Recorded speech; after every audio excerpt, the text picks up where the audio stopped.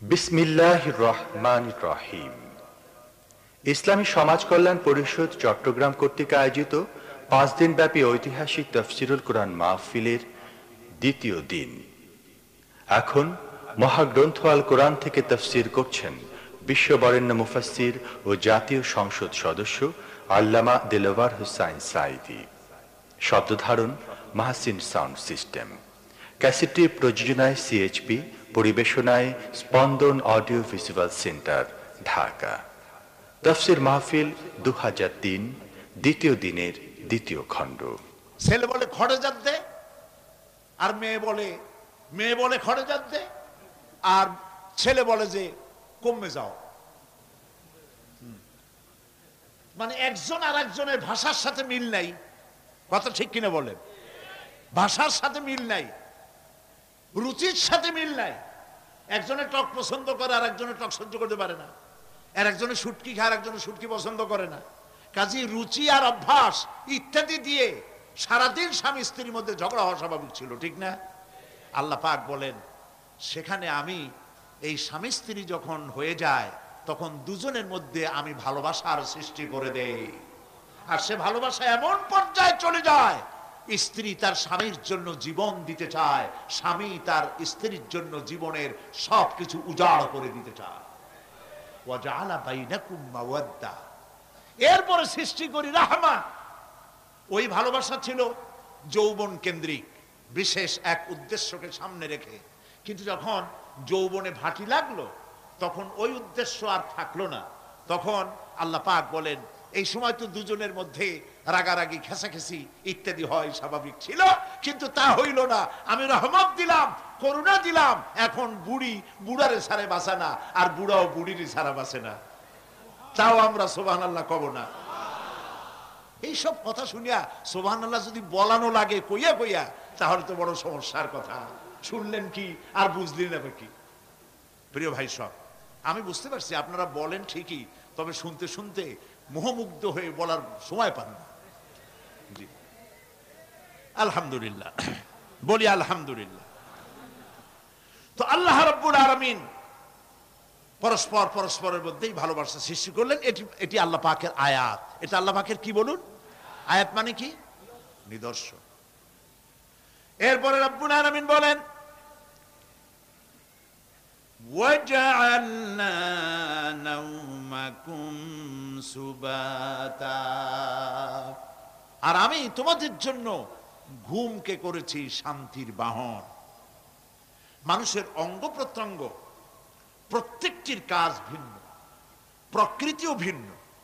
চোখ দেখে, কান শোনে, জিহ্বা স্বাদ গ্রহণ করে, নাক শোনে, নাক শোখে, মস্তিষ্ক চিন্তা ভাবনা করে। এ হলো প্রকৃতি। আর প্রত্যেকটি অঙ্গ প্রত্যঙ্গের রুচি আলাদা, কর্তব্যের মধ্যে বিরাট বৈষম্য।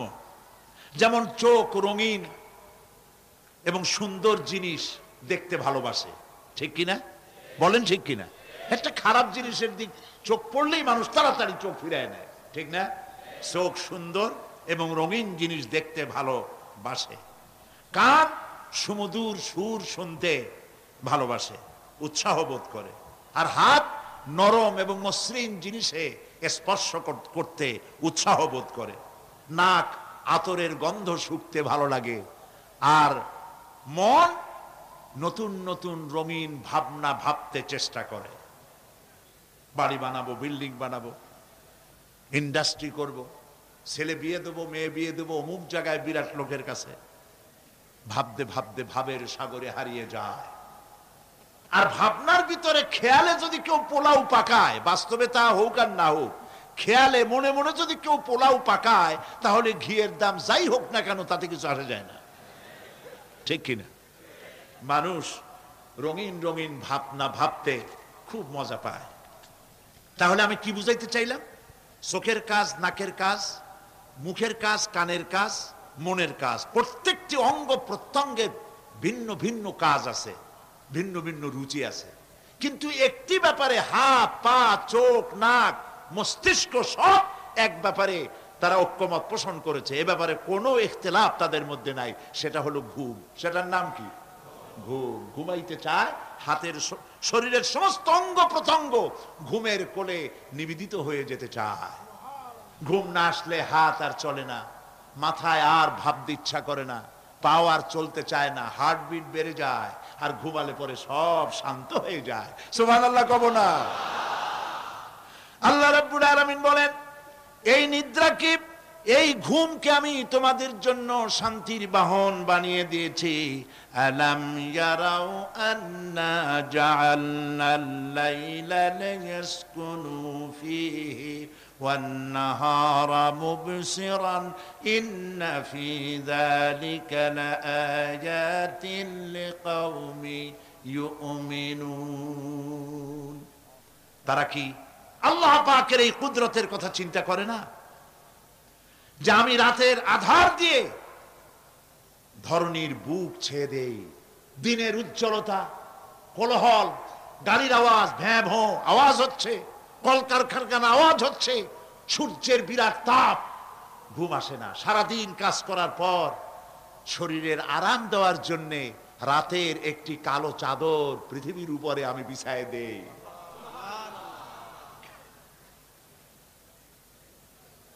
আর মানুষ আরাম গ্রহণ করে, শুধু মানুষ না, সব প্রাণী আরাম গ্রহণ করে। সুবহানাল্লাহ। এবং এরপরে দিনের আলো দিয়ে উদ্ভাসিত করি, যেন বিশ্রামের পর নতুন করে আবার কাজের সমস্ত উদ্দীপনা নিয়ে নতুন করে কাজে ঝাঁপিয়ে পড়তে পারে। কয়েক ঘন্টা অথবা সারাদিন হাড় ভাঙা খাটুনি খেটেছে, রিক্সা চালাইছে, গাড়ি চালাইছে, আড়াই মনের বস্তা মাথায় করে টেনেছে, চিন্তা ভাবনা করেছে। এরপরে যখন এই লোকটি কয়েক ঘন্টা মাত্র নিদ্রা গেল, আরাম পেল, মস্তিষ্ক হালকা হয়ে গেল, হার্টবিট কমে গেল, হাতের পায়ের কর্মোদ্দীপনা বেড়ে গেল, নতুন করে আবার কাজ করার জন্য সুযোগ এসে গেল। দুনিয়ার মানুষকে কর্মক্ষম রাখার জন্য আল্লাহ পাক ঘুমকে বানিয়েছেন নিয়ামত। সুবহানাল্লাহ বলে। ওয়ামিন আয়াতিহি মানামুকুম বিল্লাইলি ওয়ান নাহারি ওয়াবতিগাউ মিন ফাদলিহি। আল্লাহ পাক বলেন, তোমাদের রাত আর দিনের বেলায় নিদ্রা যাওয়া, এবং এটাই হচ্ছে তার অনুগ্রহ। রাত আর দিনের নিদ্রা যাওয়ার পরে আমার অনুগ্রহ অর্থাৎ রিজেক তালাশ করার জন্য শরীরের ভিতরে, মনের ভিতরে, হাত পায়ের মধ্যে কর্মের উদ্দীপনা আমি তোমাদের দিয়ে দেই। মহাবিজ্ঞানী আল্লাহ রাব্বুল আলামিনের এই বিশাল কুদরত এবং দয়া, যে মানুষকে তিনি ক্লান্তি দূর করার জন্য তিনি ঘুম দিয়েছেন, আলহামদুলিল্লাহ বলি। অনেক মানুষ আছে ঘুমাইতে পারে না, ঘুমাবার জন্য ফেনার গান খায়, ঘুমাবার জন্য ভেলিয়াম খায়, সিডাক্সিন খায়, রিল্যাক্সিন খায়, কত অক্সিজেন, অক্সিজেন, কত কিছু খায়, তারপরেও ঘুম আসে না। এই ঘুম যার আসে না, বিরাট নিয়ামত থেকে বঞ্চিত। ঘুম একটি নিয়ামত, আলহামদুলিল্লাহ বলি, আলহামদুলিল্লাহ বলি। বিশাল নিয়ামত ঘুম। আল্লাহ যে সমস্ত নিয়ামত আমাদের জন্ম থেকে শুরু করে এ পর্যন্ত বডির মধ্যে দিছেন, মৃত্যুর আগে আল্লাহ যেন একটিও কেড়ে না নেন, বলি আমিন। আল্লাহ রাব্বুল আলামিনের পরে বলেন, ওয়াজআলনাল লাইলা লিবাসা ওয়াজআলনান নাহারা মাআশা। আর রাতকে করেছি আচ্ছাদন, আবরণ, দিনকে রুজি কামাবার জন্য ব্যবস্থা করে দিয়েছি। দিনের বেলা রুজি কামাবেন, দিনের বেলায় ঘুমায় থাকবেন না। বহুত মানুষ আছে সকালবেলায় ঘুম দিল, 12টা 1টা বাজে গেল। উর্দুতে ছোটবেলায় পড়েছিলাম, জিসনে সোয়া উসনে খোয়া, যে ঘুমাইলো সব সর্বনাশ করলো। অসময় ঘুমানো, অসময় ঘুমানো সর্বনাশ হয়ে যাবে সব। এই জন্য আল্লাহ পাক বলেছেন, দিনটারে বানাইছি রুজি কামাবার জন্য। রুজি কামাও, রুজি কামানো এটাও একটা ইবাদত। রুজি কামানো কি? হালাল রুজি কামাবেন ইবাদত। আপনি যে আপনার স্ত্রীকে একটা ব্লাউজ কিনে দেন, কাপড় চোপড়, প্রয়োজনীয় কসমেটিক্স কিনে দেন, আপনি যে বাজার ঘাট করেন, সব হালাল পয়সা যদি হয়, সাদকা দেওয়ার মতো সমান সওয়াব হবে। রুজি কামাইতে হবে, এটা আল্লাহ পাকের হুকুম, রুজি কামাও। ফাইদা কুদিয়াতিস সালাত ফান্তাশিরু ফিল আরদ ওয়াবতাগু মিন ফাদলিল্লাহ। সুবহানাল্লাহ বলে। নামাজ যখন শেষ হয়ে গেল, ফাইদা কুদিয়াতিস সালাত, নামাজ যখন শেষ হয়ে গেল, ফান্তাশিরু ফিল আরদ, তখন জমিনে ছড়িয়ে পড়ো আর আমার অনুগ্রহ, রিজক অনুসন্ধান করো। সুবহানাল্লাহ। মসজিদে বসে বসে খালি তসবিহ টিপতে থাকো না, কাজের সময় কাজ করো। অফিস থেকে বলে আসছে জোহরের নামাজ পড়তে যাই, জোহরের নামাজ পড়িয়ে তারপর নফল পড়া শুরু করছে, এরপরে দোয়া দুরূদ পড়া শুরু করছে। 1 ঘন্টা অফিসের সময় নষ্ট করেছেন। ফরজ নামাজ, সুন্নত নামাজ পড়তে যতটুকুন লাগবে, এর থেকে বেশি সময় নিলে বেতন হালাল হবে না। আপনি মিথ্যা কথা বলে, মিথ্যা ছুটি নিয়ে দিনের কাজ করতে পারেন না। আপনার রুজি হালাল হইতে হবে। আপনার নফল নামাজ পড়া দরকার, রাত পড়ে আছে, রাতের বেলা গিয়ে জনমের মতো নফল পড়েন, কে নিষেধ করবে? মনে থাকবে কথা? প্রিয় ভাই সব, হযরত ওমর ফারুক রাদিয়াল্লাহু তাআলা আনহু, তিনি একবার মসজিদ নববীর মধ্যে দেখলেন ফজরের সময়, জোহরের সময় তিনি দেখলেন ফজরে যাদের দেখলাম এক জায়গায় বসা 5-7টা লোক, জোহরে তো তাদেরই দেখতেছি, আসরের সময় দেখলেন ওইখানে বসা, মাগরিবেও দেখলেন, এশায়ও দেখলেন। এশার নামাজের পর তিনি প্রশ্ন করলেন, তোমরা কারা? বলল যে আমরা হলাম দূরের থেকে আসছি, মসজিদে নববী শ্রেষ্ঠ মসজিদ, এখানে বসে বসে আল্লাহর জিকির আজগার করি। তো আল্লাহর জিকির আজগার করো, নামাজ পড়ো, খাও কি? কাজে কিছু লোক আছে, ওরা মেহেরবানি করে রান্না করে আনিয়া আমাদের খাওয়াইয়া যায়। হযরত ওমর ফারুক রাদিয়াল্লাহু তাআলা আনহু বললেন, তাহলে তো তোমার চাইতে, তোমরা যে কয়জন এখানে বসে ইবাদত করো, তোমাদের চাইতে ওই ব্যক্তি অনেক উত্তম যে নিজে রুজি কামাই করে তোমাদের খাওয়ায় যায়, তোমরা তো অলস। শুনে রাখো, নামাজের সময় ছাড়া আগামীকাল এই জায়গায় যদি বসা দেখি, ব্যাট মারে বাইর করে দেবো মসজিদ নববী থেকে।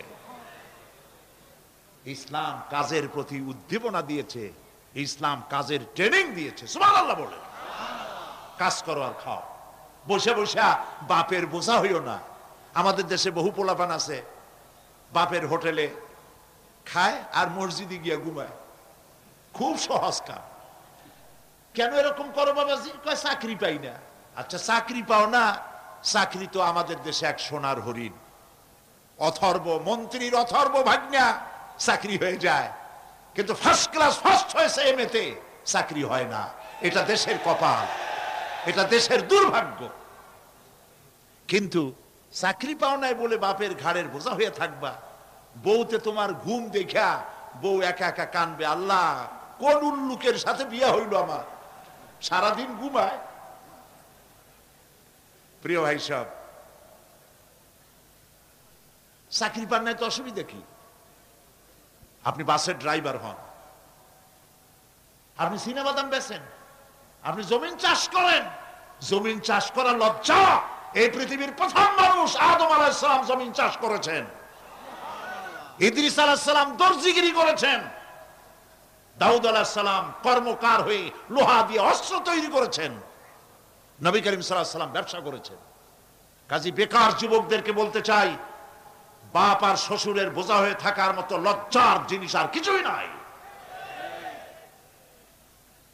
বাপের কামাই খাওয়া, লেখাপড়া শেখার পর তোমার জন্য জায়েজ নাই। কাজ করো, কাজের অভাব নাই, হালাল কাজ করো, রুজিতে আল্লাহ বরকত দিয়ে দিবেন। আমার দেশের জমিন এত ভালো, বলার আগেই কোন সুবহানাল্লাহ। সার মার লাগে না, যেখানে সেখানে লাঙ্গল শাবলের দরকার নাই। আঙ্গুল দিয়ে মাটি খুঁচিয়া ঘরের কোনায়, আঙ্গুল দিয়ে মাটি খুঁচিয়া কদুর বিচি লাগাই দেয়।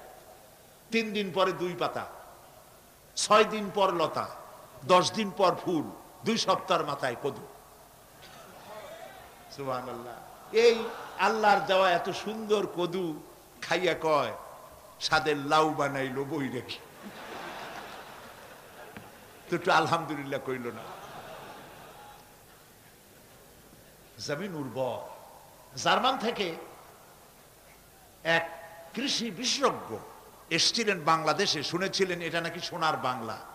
তো কেমন সোনার বাংলা দেখে আসি। তারপরে বাংলাদেশ ঘুরে টুরে দেশে গিয়ে রিপোর্ট করলো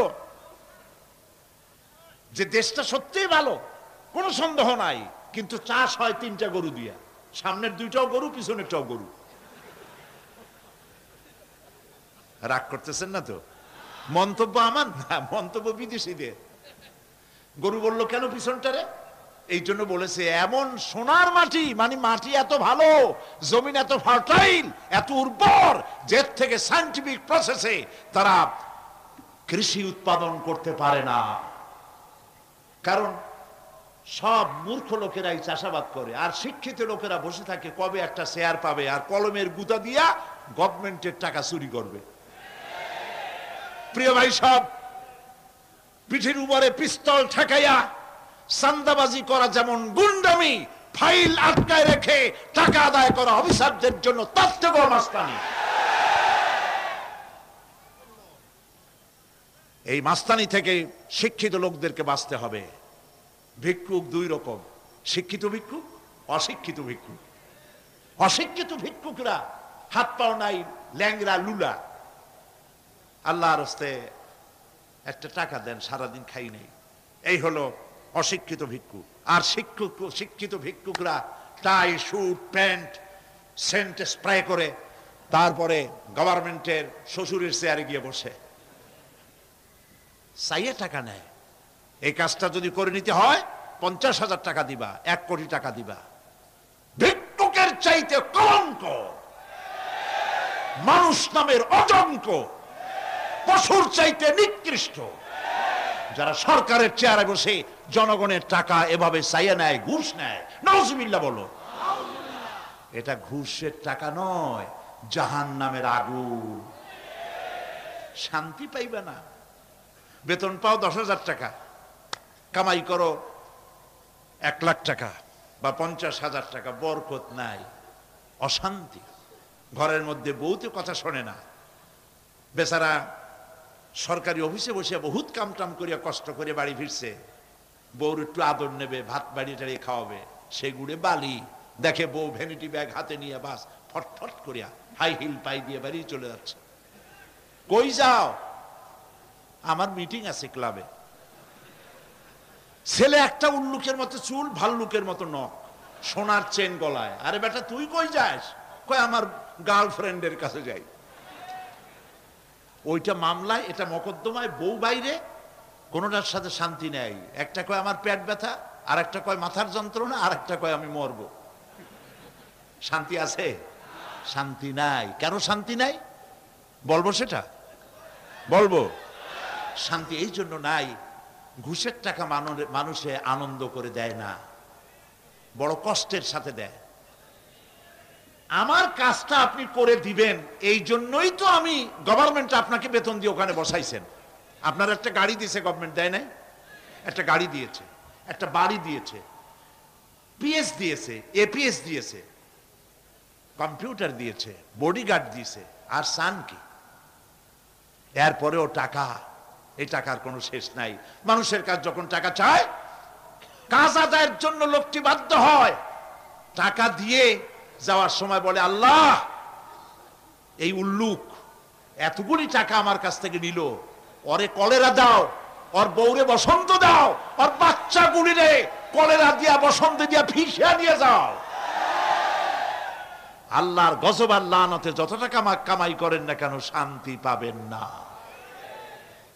এই জন্য হালাল রুজি কামাতে হবে। ইবাদত কবুল হওয়ার জন্য তার শর্ত হচ্ছে হালাল রুজি। শর্ত কি? হালাল রুজি। এই হালাল রুজি কামাতে পারলে তাহলেই আপনার ইবাদত আল্লাহর দরবারে মঞ্জুর হবে। সুবহানাল্লাহ বলেন। প্রিয় ভাই সব, এরপরে আল্লাহ পাক বলছেন وَبَنَيْنَا فَوْقَكُمْ سَبْعًا شِدَادًا আর তোমাদের উপরে আমি তোমাদের উপরে শক্ত মজবুত 7টি আকাশ সৃষ্টি করেছি। সুবহানাল্লাহ। এর থেকে বেরিয়ে যাওয়ার কোনো উপায় নাই, এতে ফাটল ধরাবারও কোনো উপায় নাই। এবং এই আকাশটাকে আমি আবার সুন্দর করে সাজায় রাখছি। নয়ন অভিরাম দৃশ্য সার্বক্ষণিকভাবে আমি রেখেছি, রাতের আধারে যা দেখা যায়। সেটা কি? আল্লাহ রাব্বুল আলামিন বলেন, ইন্না যায়্যানাস সামাআদ দুনিয়া বিজিনাতিনিল কাওয়াকিব, এই দুনিয়ার আকাশখানিকে তারকা প্রদীপ দিয়া সাজায় রেখেছি মনের মতো। দেখো তুমি তাকাইয়া, কি সুন্দর করে আকাশকে সজ্জিত করে রেখেছি। আল্লাযী খালাকা সাবআ সামাওয়াতিন তিবাকা মা তারা ফি খালকির রাহমানি মিন তাফাউত ফারজি'ল বাসারা হাল তারা মিন ফুতুর। ক্ষমাশীল তিনি, সপ্ত আকাশ রচিলেন থরে থরে, কোন ত্রুটি হেরিবে না তার পূর্ণ সৃজন পরে। চাহো তুমি তার সৃষ্টি পানে, দেখো কিছু ভুল চুক, ফিরাও তোমার নয়ন খানি, ফিরাও তোমার মুখ। আকাশটাকে সুন্দর করে সাজাইছি, তাকায় দেখো তো কোনো ভুল ত্রুটি আছে নাকি? সুবহানাল্লাহ। আল্লাহ পাক বলছেন, মা তারা ফি খালকির রহমান মিন তাফাউত, রহমানের সৃষ্টির ভিতরে কোনো ত্রুটি পাবে না। ফারজি'ল বাসারা হাল তারা মিন ফুতুর, আবার তাকাও। কে বলতেছেন? আবার তাকাও, ভালো করে তাকাও, দেখো কোন সৃষ্টির মধ্যে কোনো ত্রুটি আছে কি? জোরে বলেন নাই, জোরে বলেন নাই, বলেন আলহামদুলিল্লাহ, সুবহানাল্লাহ। এক দরবেশ, সে একবার এক বট গাছের তলায় বসিয়া এই আয়াত পড়তেছিলেন। এই আয়াত পড়ে তার মনে উঠলো, আল্লাহ পাক বলছেন হাল তারা মিন ফুতুর, দেখো কি কোনো ভুল চুক, আবার তাকাও। তো সে দেখে ভুল ত্রুটি তো ধরবার উপায় নাই। আল্লাহ তোমার সৃষ্টির মধ্যে কোনো ত্রুটি নাই, তবে একটা জিনিস আমার কাছে একটু বেকায়দা লাগে। সেটা কি? সে বলছে যে আল্লাহ, এই যে বট গাছ, বিশাল গাছ, যেমন গাছ ফলটা তো ওই রকম হয়নি, তাল গাছটা যেমন ফলটাও ওই রকম, নারকেল গাছটা যেমন ওই রকম, বেল গাছটা যেমন ফলটা ওই রকম, সালতেটা যেমন ফলটা ওই রকম, ঠিক না? কিন্তু এত বড় বট গাছ, ফল একেবারে একটু একটু। দরবেশ সাহেব শীত হয়ে শুয়ে শুয়ে এগুলি চিন্তা করতেছিলেন। হঠাৎ করে একটা বটের ফল, আধা পাকা ফল, অনেক উপর থেকে বৃন্তচ্যুত হয়েছে দরবেশ সাহেবের নাকার ডগার উপরে টস করে পড়ছে। পড়ার সাথে সাথে নাক জ্বলিয়ে উঠছে। কান ধরে তওবা করে দরবেশ সাহেব সিজদায় পড়ে গেছেন। আল্লাহ, কি বলি না করলাম, আমার চিন্তা মতে যেমন গাছ তেমন ফল, তালের সাইজের যদি হইতো, যে পজিশনে আমার নাকের উপরে পড়ছে, নাক তো ভালো, মাথাও গুঁড়ো গুঁড়ো হয়ে যেত। সুবহানাল্লাহ, সুবহানাল্লাহ। আল্লাহ পাক বলছেন, সুম্মা রজি'ল বাসারা কাররাতাইন ইয়ানকালিব ইলাইকাল বাসারু খাসিআন ওয়া হুয়া হাসির। অক্ষমহীন দৃষ্টি তোমার সৃষ্টিতে পাবে ফাঁকি, ফিরাও তোমার নয়ন খানি, ফিরাও কাঙ্গালাখি। আমার সৃষ্টি নৈপুণ্যতার দিকে যতবার তাকাও না কেন, আমার সৃষ্টির ভিতরে কোনো ত্রুটি তুমি দেখতে পাবে না। এই জন্য নবীজি বলেছেন আল্লাহ রাব্বুল আলামিনের সৃষ্টির কলা কুশলতার প্রতি কেউ যদি একবার গবেষণা করে, একটা ঘন্টাও যদি কেউ চিন্তা করে, কয় ঘন্টা? একটি ঘন্টা আল্লাহর সৃষ্টি নৈপুণ্যতা সম্পর্কে একটি ঘন্টা যদি কেউ চিন্তা করে, গবেষণা করে, নবীজি বলেছেন ওই বান্দার আমল নামায় আল্লাহ পাক 60 বছরের নফল ইবাদতের সওয়াব লিখে দিবে। চিন্তা করো, গবেষণা করে, শ্রদ্ধায় মাথা নত হয়ে আসবে, আপনাতেই সেজদা করবে। সুবহানাল্লাহ। এরপরে আল্লাহ পাক বলেন وَجَعَلْنَا سِرَاجًا وَهَّاجًا, আর আমি তোমাদের উপরে আকাশ সৃষ্টি করেছি, আর ওর মধ্যে আমি সৃষ্টি করেছি মহাশূন্যে এক অতি উত্তপ্ত, অতি উজ্জ্বল এক বাতি সৃষ্টি করেছি।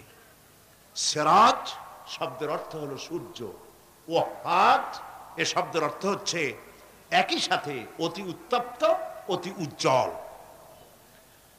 সূর্যের ব্যাস হচ্ছে এই পৃথিবীর চাইতে, সূর্যের ব্যাস হচ্ছে পৃথিবীর চাইতে 109 গুণ, এবং এর আয়তন পৃথিবীর চাইতে 13 লক্ষ গুণ বড়। আর দূরত্ব হচ্ছে পৃথিবীর মাটি থেকে 9,30,00,000 মাইল ব্যবধানে এই সূর্যকে আল্লাহ পাক স্থাপন করেছেন।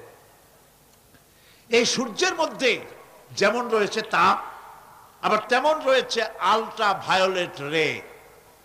সূর্যের মধ্যে অনেক কিছু আছে, এখনো বিজ্ঞানীরা তা আবিষ্কার করতে পারে নাই। এর মধ্যে কল্যাণধর্মী জিনিসও আছে এবং অকল্যাণ জাতীয় কিছু জিনিস আছে। সেটা কি কারণে, সেটা আল্লাহ ভালো জানেন, আমরা জানি না। আমরা মনে করি অকল্যাণ, আল্লাহ জানেন ওর মধ্যে কি কল্যাণ আছে। যেমন সাপের বিষ, আমরা সাপ দেখলেই মারি, কিন্তু সাপ আপনাকে ক্ষতি না করলে আপনি মারবেন কেন? আর যদি ক্ষতি করার মনে হয়, ক্ষতির মতো মনে হয়, মেরে ফেলে দিয়ে, এটা বলা হয়েছে হাদিস শরীফে, ক্ষতিকর মনে হলে মেরে ফেলে দিয়ে। কিন্তু সাপ তার বিষের মধ্যে মানুষের জীবন রক্ষাকারী ওষুধ সাপের বিষ দিয়েই তৈরি হয়। সূর্যের মধ্যে অকল্যাণ ধর্মী যা আছে সেটা কেন, এটা আমরা জানি না।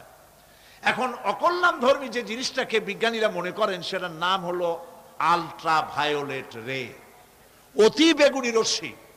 এই অতি বেগুনি রশ্মি, এটার অ্যাকশন হচ্ছে এই যে প্রাণী জগতের মধ্যে যদি এটা লাগে, এসে পড়ে পৃথিবীতে, যদি স্পর্শ করে, তাহলে ক্যান্সার সহ নানাবিধ দুরারোগ্য ব্যাধিতে গোটা পৃথিবী ছড়িয়ে পড়বে। ওই আলট্রা ভায়োলেট রে যাতে পৃথিবীর মাটি স্পর্শ করতে না পারে, সেজন্য আল্লাহ রাব্বুল আলামিন ওজোন স্তর তৈরি করেছেন। OZONE, ওজোন স্তর তৈরি করা আছে, যাতে করে ওই রেটা পাস করতে না পারে। সেই রেতে বিজ্ঞানীরা লক্ষ্য করেছে, রেতে ফাটল ধরেছে। সূর্য কত দূরে? 9,30,00,000 মাইল দূরে। মানুষেরা, বিজ্ঞানীরা টের পেয়েছে যে ওজোন স্তরে ফাটল ধরেছে। সুবহানাল্লাহ।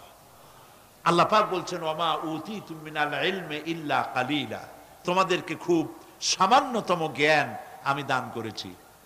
সামান্য জ্ঞান দিয়ে গেছে কদ্দূর দেখেন। সুবহানাল্লাহ বলেন। চিন্তায়, শ্রদ্ধায় মাথা নত হয়ে আসবে। এগুলি যদি হয় সাধারণ জ্ঞান, ছোট্ট জ্ঞান, সামান্যতম জ্ঞান, তাহলে আমার আল্লাহ সুবহানাহু ওয়া তাআলার জ্ঞান কত অসীম, কত অনন্ত, কত চিরন্তন। সুবহানাল্লাহ। সে আল্লাহ রাব্বুল আলামিন ওজোন স্তরকে রেখেছেন, ওটা ক্র্যাক করেছে। কেন ক্র্যাক করেছে? ক্র্যাক করেছে এনভায়রনমেন্ট নষ্ট করার কারণে। আমরা গাছ কেটেছি, যত গাছ কেটেছি তত গাছ লাগাই নেই। টেলিভিশনে যে গাছ সম্পর্কিত যে বিজ্ঞাপনগুলি দেওয়া হয়, এগুলি নিছক কোন বিজ্ঞাপনের উদ্দেশ্যে বিজ্ঞাপন নয়, এগুলি বাস্তব। নবী করিম সাল্লাল্লাহু আলাইহি সাল্লাম গাছ কাটতে নিষেধ করেছেন। প্রয়োজনে কাটুন, প্রয়োজনে, বিনা প্রয়োজনে আপনি গাছের পাতাও ছিঁড়বেন না, প্রয়োজনে গাছটাও কেটে ফেলতে পারেন। পাতা ছিঁড়বেন না কেন? যেহেতু প্রত্যেকটি পাতা আল্লাহ রাব্বুল আলামিনের জিকির করছে। এই গাছগুলি কেটে কেটে প্রকৃতির ভারসাম্য আমরা নষ্ট করেছি। গাছ আমাদের বন্ধু। আমরা বাতাস থেকে অক্সিজেন গ্রহণ করি, অক্সিজেনকে কার্বন ডাই অক্সাইড করে ছেড়ে দেই। কার্বন ডাই অক্সাইড হচ্ছে প্রাণী জগতের জন্য বিষ। এই বিষকে নষ্ট করে দিয়ে অক্সিজেনকে পরিশোধিত করা, রিফাইন করার কোন ফ্যাক্টরি পৃথিবীতে নাই। আল্লাহ রাব্বুল আলামিন এই সৃষ্টি জগৎকে বাঁচাবার জন্য অসংখ্য গাছ বানিয়েছেন, আর গাছের খাদ্য বানিয়েছেন কার্বন ডাই অক্সাইড। আমার জন্য যেটা বিষ সেটা গাছের জন্য খাদ্য। গাছ সারা রাত এটাকে খাইলো, দিনের বেলায় সূর্যের তাপে এই কার্বন ডাই অক্সাইড আর গাছের সবুজ রং, পাতার সবুজ রঙে মিলে এক প্রকারের রন্ধন ক্রিয়ার মধ্য দিয়ে কার্বন ডাই অক্সাইড আবার ফ্রেশ অক্সিজেন হয়ে পৃথিবীর প্রাণী জগৎকে বাঁচার জন্য পথ উন্মুক্ত করে দেয়।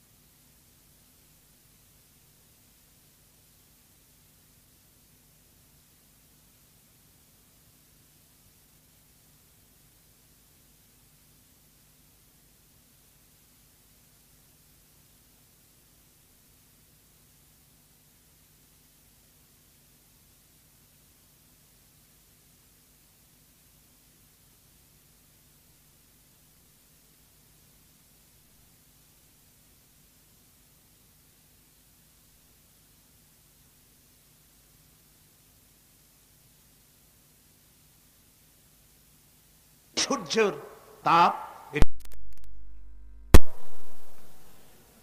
কোটি কোটি বছর ধরে ভূপৃষ্ঠে আলো এবং উত্তাপ ছড়িয়ে যাচ্ছে। সুবহানাল্লাহ বলেন।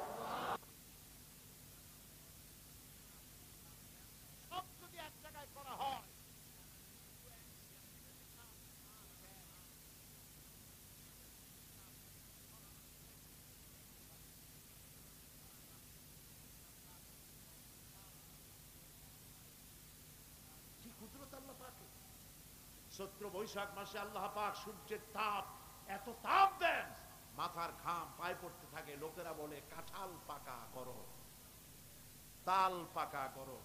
চট্টগ্রামে বলে কিনা? আবার এখন জানুয়ারি মাস, এখন আল্লাহ পাকের এসি প্লান্ট আল্লাহ ছেড়ে দিয়েছেন। সুবহানাল্লাহ। পৃথিবীর সমস্ত এসি প্লান্ট একসাথে ছেড়ে দেন, সারা পৃথিবী তো দূরের কথা, একটা জেলাও ঠান্ডা করতে পারবে, একটা উপজেলাও ঠান্ডা করতে পারবে। বড় জোর আপনার লোট্টা ফিস, আপনার রূপচাঁদা মাছ, ইলিশ মাছ এগুলোর ঠান্ডা বানাই দিতে পারবে, কিন্তু একটা এলাকা ঠান্ডা বানাইতে পারবে না। বুদ্ধিজীবীদেরকে জিজ্ঞেস করি, মাথার চুল তো উঠাইছো, এই আল্লাহ পাকের কুদরত সম্পর্কে একটা সেকেন্ড চিন্তা করেছো কিনা? সুবহান। মদিনা মুনাওয়ারা যে দেখুন, মদিনা মুনাওয়ারা, মসজিদ আন-নববী আশ-শরীফ, আল মদিনা আল মুনাওয়ারা, সোনার মদিনা। সুবহানাল্লাহ।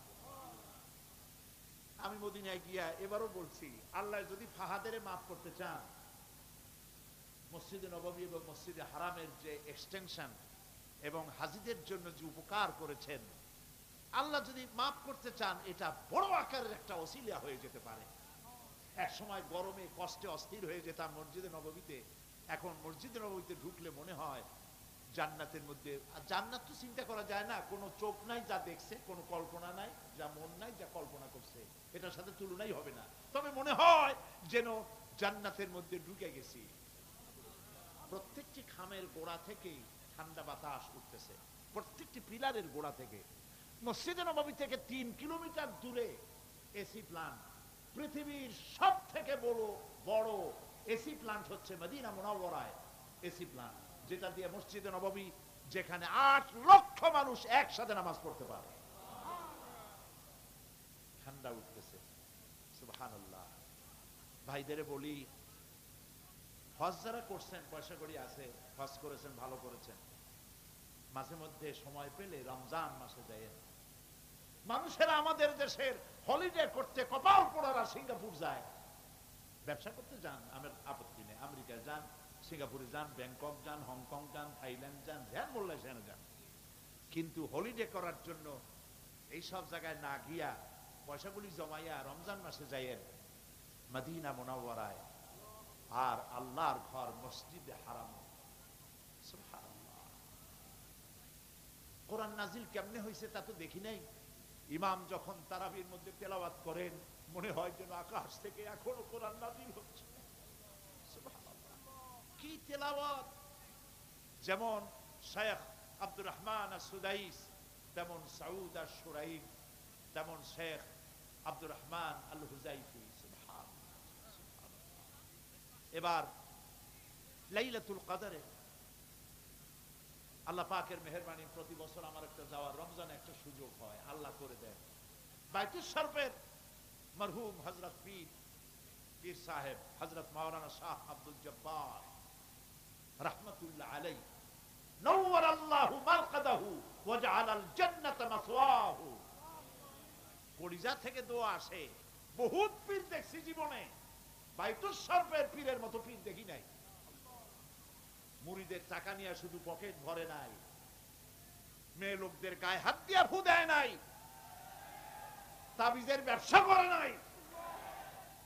মুরিদেরা যা দিয়েছে সেই টাকা দিয়া তিনি মসজিদ বানাইছেন, মাদ্রাসা বানাইছেন।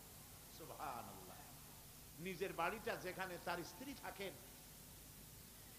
বাইতুল শরফ পীর সাহেবের স্ত্রী যে বাড়িতে থাকে, আমি যা শুনেছি দেখি নাই, বাড়িটা বেচতে 50,000 টাকা হবে কিনা সন্দেহ। হযরত মাওলানা শামসুদ্দিন সাহেব বলছেন, উনি নিজে দেখেছেন। পীর সাহেব আমাকে দাওয়াত দিয়েছেন বহুবার, আমি যাইতে পারিনি। 2 হাতে মানুষের উপকার করতেন, এই জন্য বলছি আমি এরকম দেখি নাই। পীর আমি খারাপ আমি কথা বলবো না, ভালো মন্দ মিলাই আছে। বহুত পীর আছে জামায় পকেট যে কত উনি নিজেও গুনে কুলিতে পারবে না, খালি ঢুকাইতেই থাকে জনমের মতো, বাইরে দেখায় আমি খুব দুনিয়া সম্পর্কে গাফেল। ঢাকায় যায় দেখবেন সুপার মার্কেট আছে, ট্রান্সপোর্ট বিজনেস আছে। আর বাইতুল সাহেবের পীর সাহেবের মধু বেচতেন আর আতর বিক্রি করতেন, মধু আর আতর, এগুলো দিয়ে তার জীবিকা নির্বাহ করতেন। সুবহানাল্লাহ। যাকাত সদকা টাকা পয়সা সমানে দিতেন। বাইতুল সাহেব পীর সাহেবের কথা আসলো কেন? এই জন্য আসলো, ওই মদিনার কথা মনে পড়ায়। বাইতুল সাহেব পীর সাহেবের জামাই মুর্তাজা এখানে ঢাকায় বাড়ি আছে। পীর সাহেব যখন ইন্তেকাল করেন, তখন আমি মদিনা শরীফে ছিলাম। সে এসে আমাকে জড়ায় ধরে কাঁদতেছিল আর বললো যে আমার এক বাপ হারাইছি, আর এক বাপ পেয়েছি। আমাকে জড়িয়ে ধরে কাঁদতে লাগলো। আমি ওই রাত্রে স্বপ্নে দেখলাম, তাহাজ্জুদ পড়ে ঘুমিয়ে আছি মদিনা আল মুনাওয়ারায়, দেখতে পেলাম পীর সাহেব এসেছেন। আমি বেশ কিছু লোকজন নিয়ে বসা, পীর সাহেব এসে হাজির হয়েছেন। আমি দাঁড়িয়ে গেলাম, কোলাকুলি করলাম। তিনি বসলেন না, কোনো কথাও বললেন না, শুধু যাওয়ার সময় বললেন, আমাকে ভুলবেন না। আমি সত্যিই তাকে ভুলি নাই। কলিজার সবটুকুন দরদ নিয়ে তার জন্য দোয়া আসে, যেহেতু তিনি মানবতার কল্যাণের জন্য কাজ করেছেন। তার জামাই মুর্তজা আমাকে মদিনা শরীফে থাকা, যাতায়াত ইত্যাদির ব্যবস্থা করেছিল, সেই জন্য কথাগুলি এলো। আমি দোয়া করি তার জন্য আল্লাহ পাক তাকে হালাল রুজি কামাবার তৌফিক দান করুন, এবং মদিনা শরীফে থাকার জন্য আল্লাহ পাক ন্যাশনালিটি দান করে দিন। প্রিয় ভাই সব, এতগুলি কথা বলার কারণেই যে আপনাদের যখন টাকা পয়সা হবে, রমজানে যাবেন। নবী করিম সাল্লাল্লাহু আলাইহি ওয়াসাল্লাম বলেছেন, রমজান মুবারকে যে ব্যক্তি উমরা করলো, সেজন্য আমার সাথে হজ আদায় করলো। মসজিদে হারামে এবার লাইলাতুল কদর 26 দিবগত রাত। লাইলাতুল কদর তো এ কথা তো আমিও জানি, আপনারাও জানেন যে 26 দিবগত রাতে না, শুধু বেজোর রাতগুলিতে। কিন্তু মুহাক্কিকিনরা 26 রাত্রে একটু বেশি কান্দাকাটি করে, অন্য রাত্রে তো করেই, ওই রাত্রে একটু বেশি কান্দে। এবারে লাইলাতুল কদরে লোক সংখ্যা সম্পর্কে 27 তারিখ রমজানের সৌদি গেজেট, সৌদি নিউজ পত্রিকায় হেডলাইন হলো, মক্কা শরীফে গত রাত্রে নামাজ যারা পড়েছেন, লাইলাতুল কদরে যারা এসেছিলেন, তাদের সংখ্যা 3 মিলিয়ন প্লাস, 30 লাখের উপরে। সর্বকালের হজের রেকর্ড ভঙ্গ করেছে। রাত 3টার সময় কিয়ামুল লাইল শেষ করে ইমাম সাউদ আশ-শুরাইম মোনাজাত শুরু করলেন। 35 থেকে 40 মিনিট মোনাজাত। হায় রে, কান্না মানুষের, কামতে কামতে মানুষ হয়রান হয়ে যাচ্ছে। মাসনুন দোয়াগুলি পড়ছেন, শেষ দিকে গিয়ে বলছেন, আল্লাহুম্মা লা তারুদ্দানা খায়বিন, আল্লাহ পাক একেবারে কিছু না দিয়া খালি হাতে আমাদের ফেরত দিও না। কাবা শরীফ সামনে নিয়ে এভাবে করে লোকেরা কাঁদছে।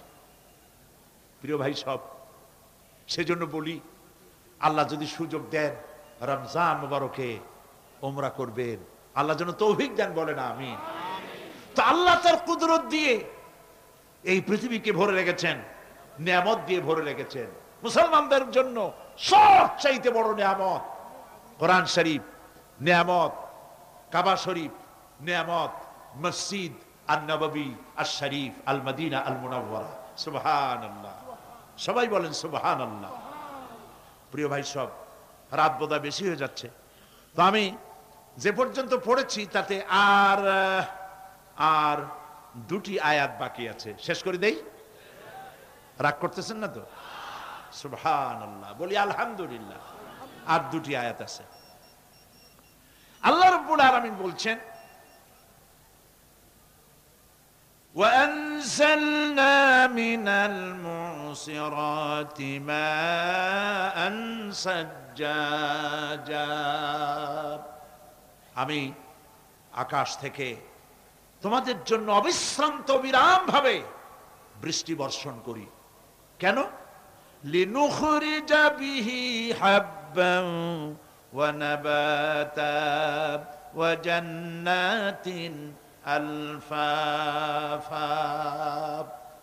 আকাশ থেকে বৃষ্টি বর্ষণ করি যাতে করে শাক সবজি, শস্য দানা, খাদ্য এই জমিন তোমাদেরকে উৎপাদিত করে দেয়। আলহামদুলিল্লাহ।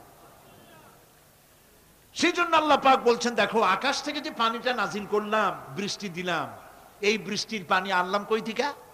সমুদ্র থেকে। সমুদ্রের পানি মিষ্টি না নোনা? জবাব দেন না। আকাশ থেকে যখন পড়ে তখন এটা কি মিষ্টি, নোনা না মিষ্টি? আল্লাহ রাব্বুল আলামিন বলেন, আফারাইতুমুল মাআল্লাযী তাশরাবুন আআনতুম আনজালতুমুহু মিনাল মুজনি আম নাহনুল মুনজিলুন। তোমরা যে পানি পান করো, এই পানি আকাশ থেকে কে নাজেল করে? তোমরা করো না, আমি আল্লাহ করি। কে করে বলেন? আল্লাহ পাক বলছেন, লাউ নাশাউ জাআলনাহু উজাজান ফালাউলা তাশকুরুন। ইচ্ছে করলে এই পানিগুলি কি লবণাক্ত আকারে নাজিল করতে পারতাম, আমি মিষ্টি করে নাজিল করে দিলাম। কেন বান্দা আমার শুকর আদায় করো না? নুন অবস্থায় যদি নাজিল হতো, সমস্ত ফসল তোমাদের ধ্বংস হয়ে যেত। এখন আপনি বলতে পারেন যে আল্লাহ পাক, আল্লাহ তাআলা, তিনি আকাশ থেকে পানি না দিলে আমাদের অসুবিধা কি? মানুষ তো নানান রকম চিন্তা করে, পানি না দিলে তো কি অসুবিধা, আমার খালে পানি, আমার বিলে পানি, আমার কুয়ায় পানি, আমার টিউবওয়েলে পানি, পানি না দিলে ক্ষতি কি? আল্লাহ পাক কোরআনে কারীমের মধ্যে বলেছেন, কুল আরাআইতুম ইন আসবাহা মাউকুম গাওরান ফামান ইয়াতিকুম বিমাইম মাইন। বলো দেখি সবে, শুকাইয়া যদি যায় এই জমিনের পানি, তাহলে হেথায় তটনির ধারা কে দিবে সবারে আনি। বান্দারে, বৃষ্টি না হইলে তুমি পানির পরোয়া করো না। সমুদ্রের পানি নেবা, নদীর পানি নেবা, কলের পানি নেবা। শুনে রাখো বান্দা, নদীর প্রবাহমান নদীর পানি, কলের পানি, টিউবওয়েলের পানি, মাটির পরতে পরতে পানি, সব যদি আমি শুকায় দেই, কে আছে এই পৃথিবীতে যে নতুন করে তোমার জন্য পানি আমদানি করে দিতে পারে? পারে কেউ? কেউ পারে না। এই পানি দিয়ে আমি তোমাদের জন্য ফসল ফলাই। লিনুখরিজা বিহি হাব্বান ওয়া নাবাতা। ইয়া আইয়ুহান নাসু যকুরু নি'মাতাল্লাহি আলাইকুম হাল মিন খালিকিন গায়রুল্লাহ। হে মানব সকল, স্মরণ করো আল্লাহ পাকের ওই নিয়ামতকে। ওই আল্লাহ ছাড়া তোমাদের কি এমন কেউ আছে? কোন আল্লাহ, কোন রিজিক দাতা?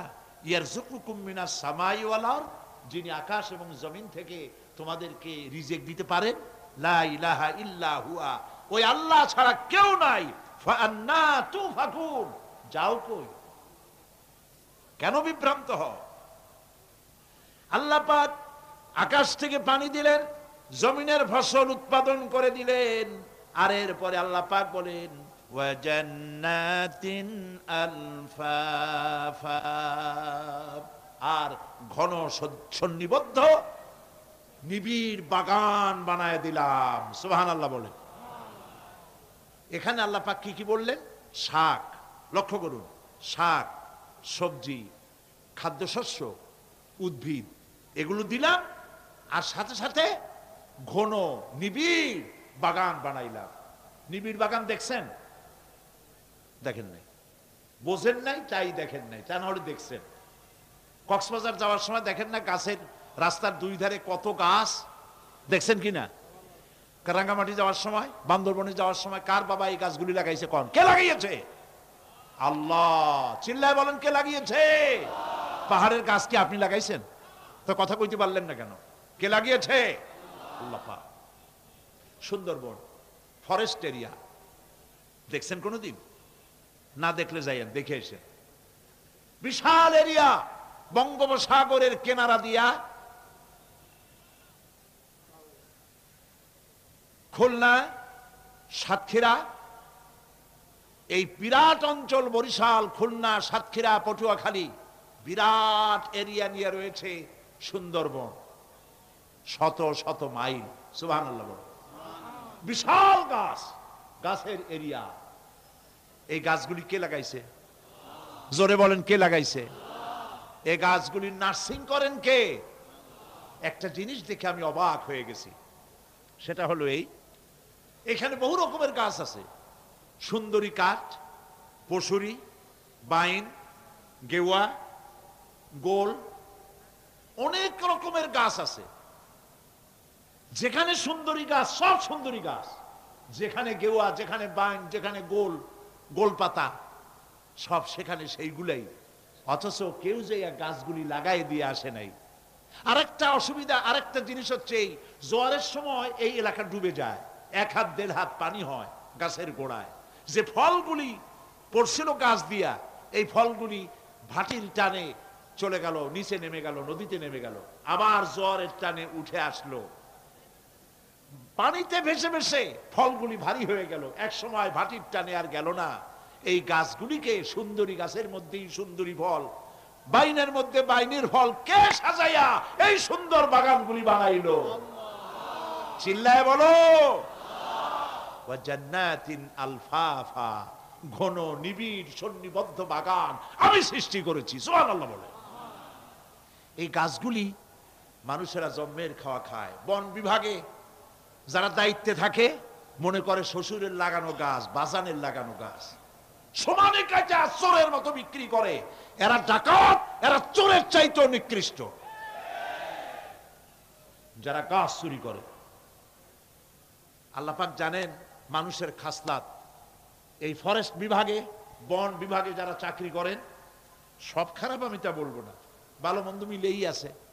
কিছু আছে জন্মের খাওয়া খায়, ঘুষ খায় আর গাছগুলো বেচে ছাড়িয়ে দেয়, সর্বনাশ করে দেয়। আল্লাহ পাক তার মানসা, তার মর্জি মোবারক হচ্ছে এই যে গাছগুলি যেন বংশ অনুক্রমে পৃথিবীর মানুষ বছরের পর বছর, শতাব্দীর পর শতাব্দী, সহস্রাব্দীর পর সহস্রাব্দী যেন ভোগ দখল করতে পারে। সেজন্য আল্লাহ রাব্বুল আলামিন এই বন জঙ্গল রক্ষা করার জন্য নিজস্ব গার্ড বাহিনী রেখে দিয়েছেন। চিন্তা করছেন সেই গার্ড বাহিনী কারা? বন্য হাতি, রয়্যাল বেঙ্গল টাইগার, বড় বড় সাপ। আপনারা যান, যায় দেখবেন সালাম কেমনে দেয়। রয়্যাল বেঙ্গল টাইগার জীবিত মানুষ খায় না।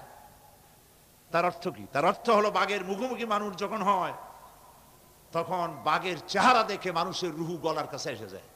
আত্মরা তখনই হয়। এরকম জীবনে আমার এক পজিশন হয়েছিল।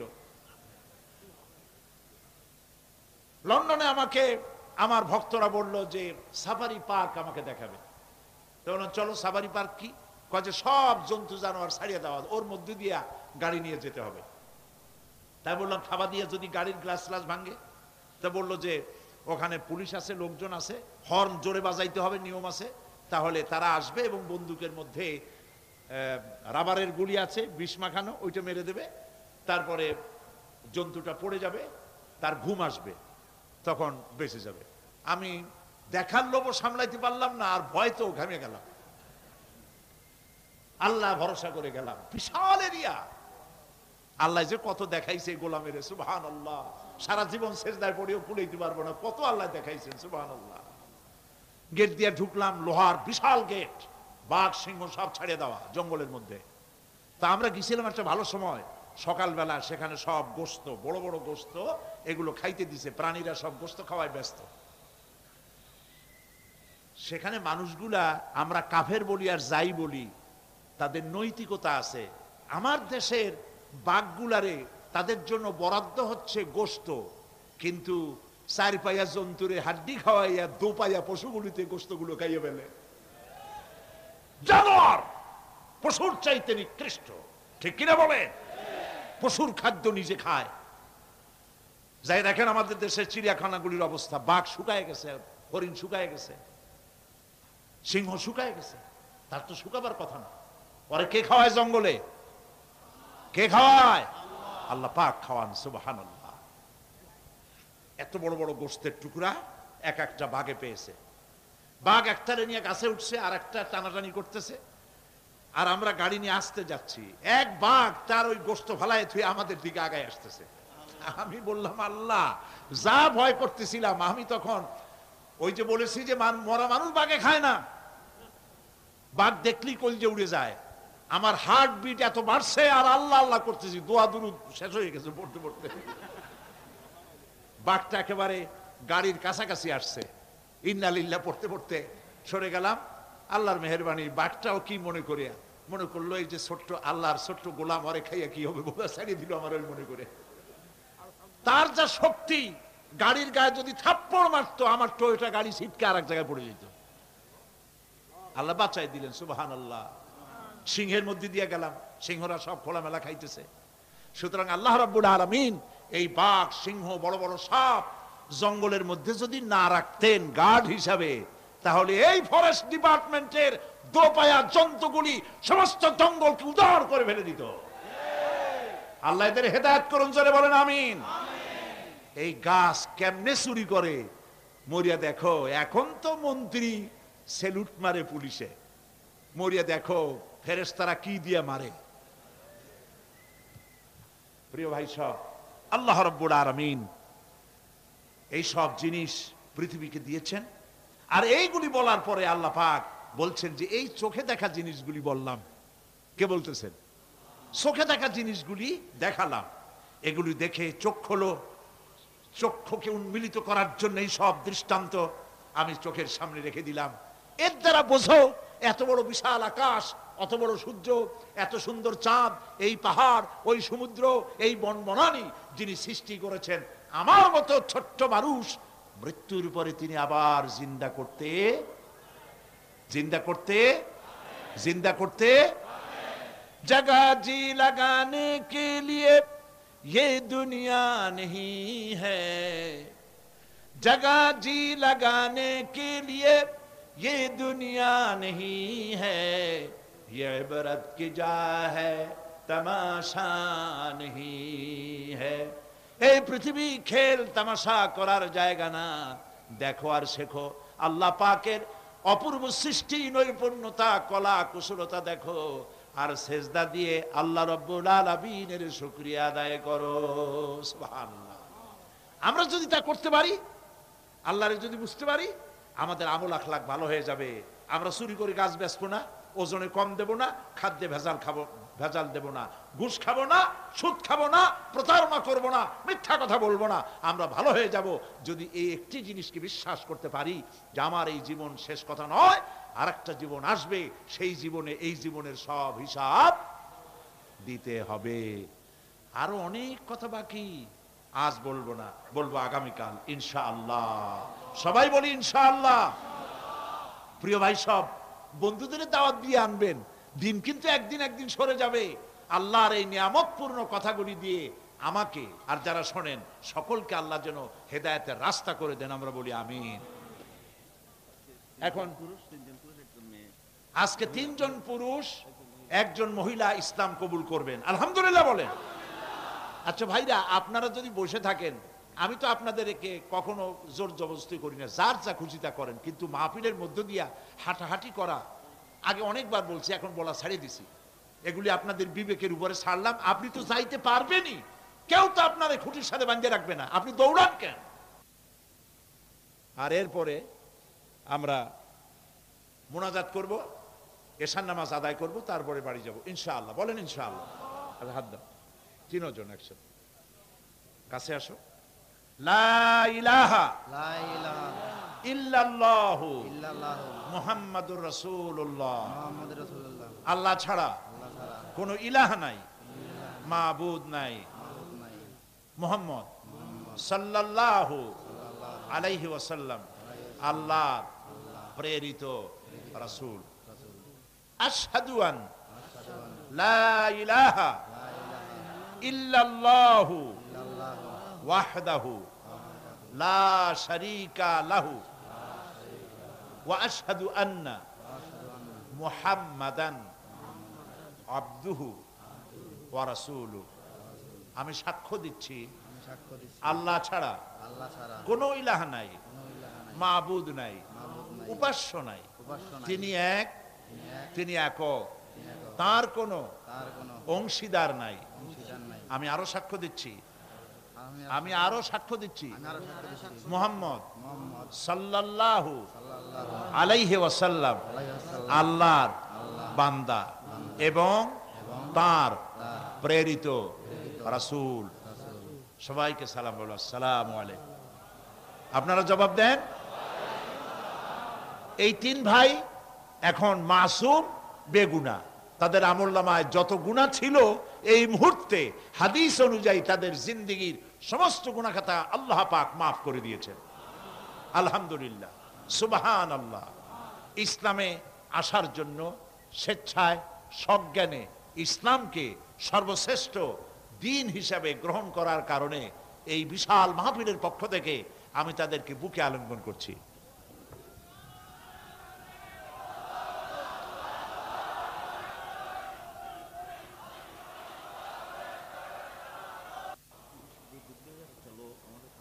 রব্বানা যালামনা আনফুসানা ওয়া ইন লাম তাগফির লানা ওয়া তারহামনা লানাকুনান্না মিনাল খাসিরিন। আয় আল্লাহ তাআলা, বিশাল এই জনসমুদ্র নিয়ে তোমার দরবারে গুনার বোঝা মাথায় নিয়ে হাত তুলেছি। মাবুদ গো, মেহেরবানি করে আলোচনার সবটুকুন নবী করিম সাল্লাল্লাহু আলাইহি ওয়াসাল্লামের রূহ মুবারকে পৌঁছায় দাও। রব্বুল আলামিন, আমাদের মধ্য থেকে যাদের মা বাপ দুনিয়া থেকে জনমের মতো বিদায় হয়ে গেছে, কবরগুলিকে জান্নাতের টুকরায় পরিণত করে দাও। রব্বির হামহুমা কামা রব্বায়ানি সগীরা। সবাই পড়েন, রব্বির হামহুমা কামা রব্বায়ানি সগীরা। আয় আল্লাহ তাআলা, সারা জীবন গুনাহ করে করে জীবনটাকে নষ্ট করে ফেলেছি মাবুদ। আল্লাহ তাআলা, কোরআনের মাহফিলে আশা করে হাত তুলেছি, জিন্দেগির গুনাহ মাফ করে দাও। রব্বুল আলামিন, পৃথিবীর বিভিন্ন দেশ থেকে আজ আমার কাছে টেলিফোন এসেছে, আর হযরত মাওলানা শামসুদ্দিন সাহেবের কাছেও টেলিফোন আসে। দুনিয়ার বিভিন্ন দেশ থেকে দোয়া চায়। এই তাফসীরুল কোরআন মাহফিলে দোয়া করলে কবুল হয়, মানুষের মনে এ ধরনের একটি ধারণা তুমি জন্মায় দিয়েছো। মাবুদ গো, মধ্যপ্রাচ্যে, ইউরোপে, আমেরিকায়, পৃথিবীতে যত জায়গায় আমার দেশের মুসলমানেরা দোয়া চায়, আল্লাহ তাআলা প্রত্যেকের নেক আশাগুলি পুরা করে দিন। রব্বুল আলামিন, এই তাফসীরুল কোরআন মাহফিলে যাদের দেখতাম তারা আজ নাই। আল্লাহ তাআলা, বাইতুস সারবের পীর সাহেব হযরত মাওলানা আব্দুল আহাদ আল মাদানী আওলাদে রাসূল, গারাঙ্গিয়ার পীর সাহেব মাওলানা সিদ্দিক আজাদ, এই সব মঞ্চে দাঁড়াইয়া হুঙ্কার মেরে বক্তব্য রাখতেন। রব্বুল আলামিন, এই সব বান্দাদেরকে তুমি তুলে নিয়েছো, তাদের কবরগুলিকে জান্নাতের টুকরা বানাইয়া দিও। রব্বুল আলামিন, কোরআন শরীফের এত বড় মাহফিল, আয় আল্লাহ তাআলা, এত বড় মাহফিলে যত লোকেরা টাকা দেয়, পয়সা দেয় আর দেবার নিয়ত করে, সকলকে এই মাহফিল কামিয়াব করার তৌফিক দান করে দিও।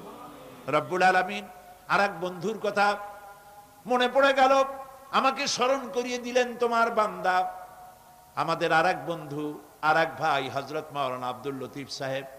এই চিটাগং এর এমন কোন গ্রাম নাই, এলাকা নাই যেখানে তিনি যান নাই। আয় আল্লাহ তাআলা, তাকে আমরা হারাইছি। মাওলানা আব্দুল লতিফ সাহেবের কবরটাকে জান্নাতের টুকরা বানাও। তার জীবনের সাইয়াত গুলি হাসানাত দিয়া বদলায়া দাও। রব্বানা তাকাব্বাল মিন্না ইন্নাকা আনতাস সামিউল আলিম ওয়া তুব আলাইনা ইন্নাকা আনতাত তাওয়াবুর রহিম।